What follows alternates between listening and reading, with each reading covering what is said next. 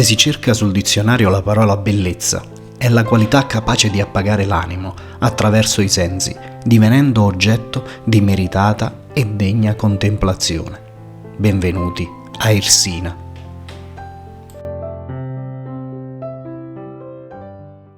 E noi ci lasciamo avvolgere da tanta bellezza, da questo paesaggio che ci scorterà fino al borgo. Questi campi d'oro, questo grano senatore Cappelli ci spiana la strada verso uno dei borghi più belli d'Italia.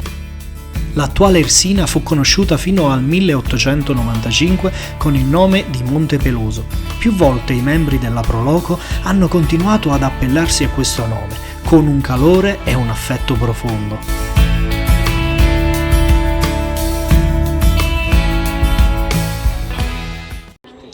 Ma intanto è la città che mi ha dato i natali. Nello specifico questa zona qui mi ha visto proprio nascere, perché difatti io sono nato a Monte Peloso. E poi è un attaccamento, non diciamo viscerale, per 40 anni ho lavorato, però sono sempre stato qui. Quando mi chiedevano dove abiti, rispondevo dormo a Irsina, perché per me era importante rientrare in questo posto che per me era tutto.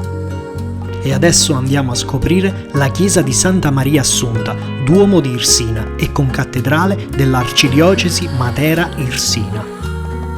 Siamo davanti all'ultima cattedrale di Monte Peloso. Questa è la facciata costruita nella seconda metà del XVIII secolo, terminata a inizi del XIX secolo.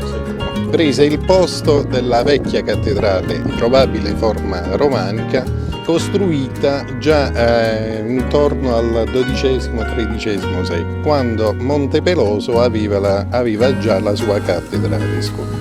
Questo enorme fonte battesimale è in pietra veronese, in brecciato veronese, ed è uno dei pezzi della cosiddetta donazione dei Mabilia.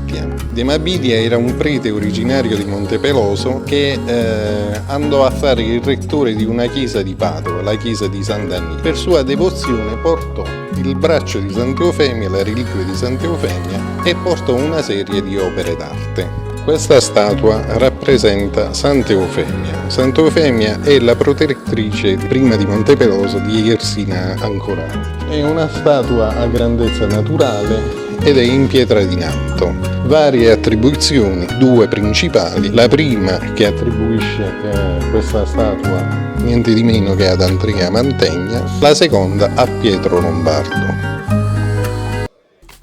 Spesso il desiderio di scoperta ci porta a spingerci oltre, a inerpicarci per strade impraticabili come questa, verso il Monte di Irsina.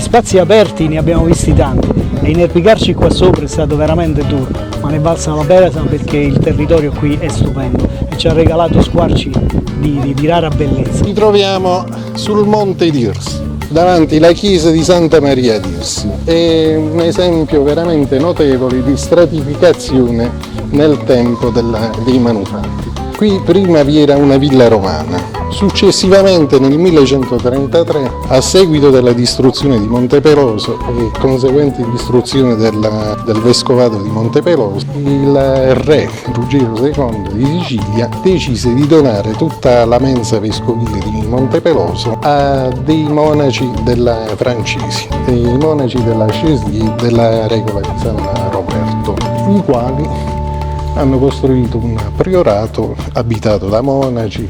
Venne distrutta nel 1370 a seguito delle guerre tra il duca Francesco I del Balzo, signore di Monte Peloso, e la regina di Napoli.